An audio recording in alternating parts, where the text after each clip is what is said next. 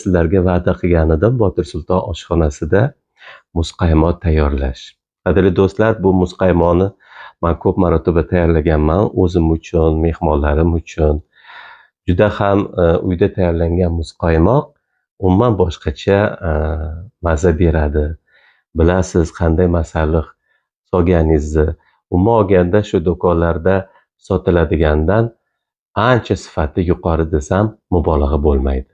Ana shu muzqaymoqni Botir Sulton oshxonasida siz bilan birgalikda tayyorlaymiz. Marhamat. Uy sharoitida muzqaymoq tayyorlashimiz uchun bizga eng asosiy bo'lgan mahsulot bu slivki, qadrli do'stlar. Albatta 33% dan kam bo'lmasligi kerak. Menda albatta bu 500 gram.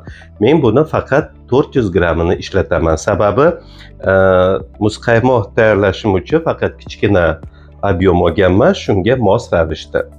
Va qolaversa zukushonka eng kerakli mahsulotlarimizdan biri.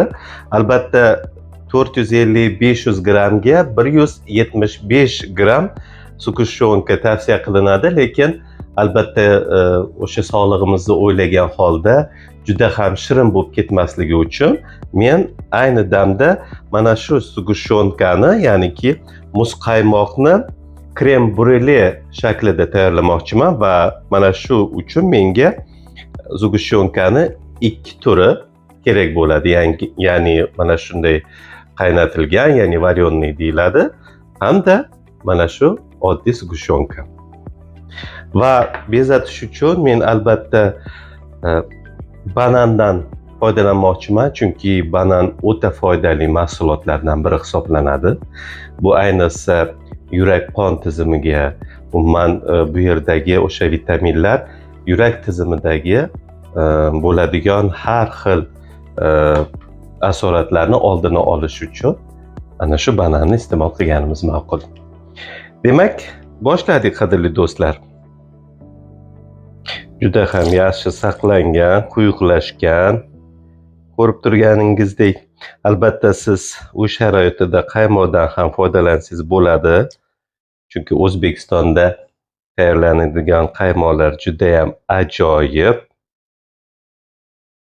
Mana degan slivkalarni ortda qoldiradi.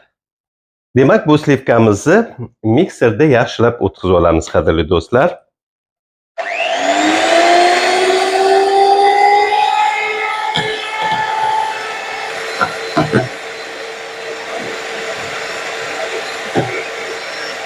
Mana slivkamiz mana shunday holatda bo'lishi kerak. Ko'p aralashtirmaysiz, chunki buni yog'i chiqib ketishi mumkin. Ana endi ozgina qoshiq uchida ham ta'm berish uchun bir vanil shakaridan sovuramiz, ozgina. Mana shunday.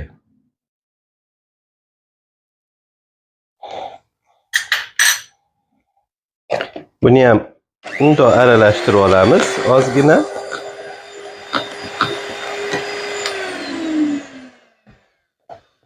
Ana endi zugushonkamizni solamiz. Birinchi mana shu varyonni zugushonkamizdan boshlaymiz. O'rtacha оборотda buni ham aylantirib olamiz.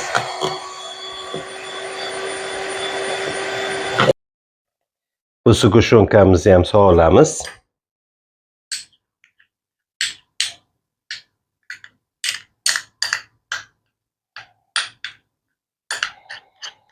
Ko'rib turganingizdek, qadrli do'stlar, u darajada shirin bo'lmaydi, ya'niki o'ta o'zini me'yorida bo'ladi.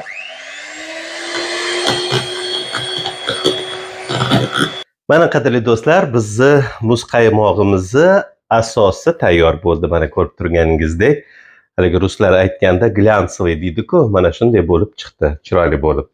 Endi buni bezatishga o'tamiz. Demak, qadrli do'stlar, do'konlarda mana bunday vafli bo'laklarni olsangiz, buni aylana shaklida ham tayyorlashingiz mumkin muzqaymoqni.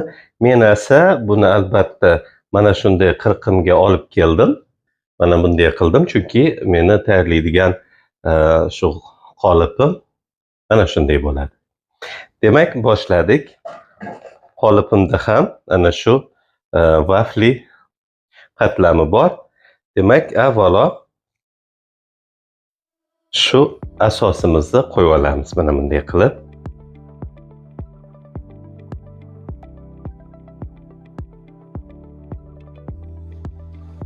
Ishoning, bu juda foydali bo'ladi. Ham o'zingiz qo'lingiz bilan pishirgan, qo'lingiz bilan tayyorlagan ovqat bo'ladimi, shirinlik bo'ladimi yoki mana shunday muzqaymoq bo'ladimi? Faqat huzur bag'ishlaydi, qadrli do'stlar. Ko'p mahsulot ketmadi, o'zingizlar ko'rdinglar. Ana endi banalarimizni terib chiqamiz chiroyli qilib.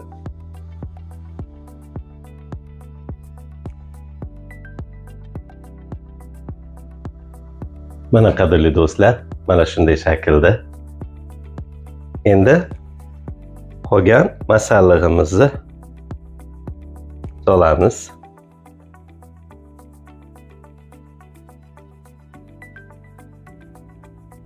Mana oxirgi bezak. Mana shuni ustidan qo'yamiz mana. Albatta qolipimni chetlarini moylaganim yo'q, chunki bu silikon qolip. O'zi osongina mahsulotimiz tayyor bo'lgandan keyin chiqadi. Qadrli do'stlar, muzqaymog'imizni demak muzlatgichga qo'yib qo'yamiz. Mening sharoitimda bu ertalabgacha tayyor bo'ladi. Mana shunday tayyor bo'lgandan keyin sizlarga ko'rsataman.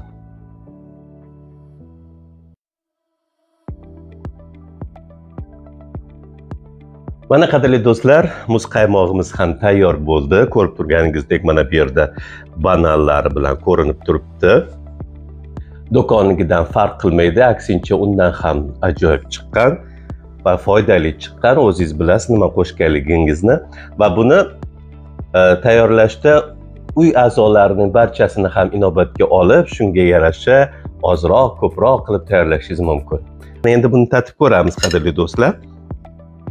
Bismillahirrohmanirrohim. O'zi ham yaxshi muzlabdi.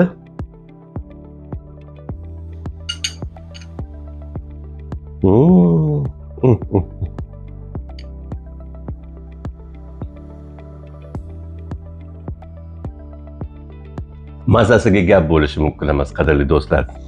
Mana ozgina fursat ichida, ozgina masalliqlar bilan, lekin ozgina kutish evaziga uy sharoitida yaxshi muzqaymoq tayyorlash mumkin ekan.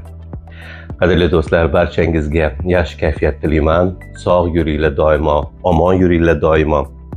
Mana shunday jazirama issiqlarda, ayniqsa O'zbekistonimizda uyda tayyorlangan foydali muzqaymoqlarni iste'mol qilib, farzandlarimizni xursand qilib, kattalarimizni xursand qilib yurishlikka nima yetsin, to'g'rimi? Omonlikda ko'rishguncha, xayr, salomat bo'linglar.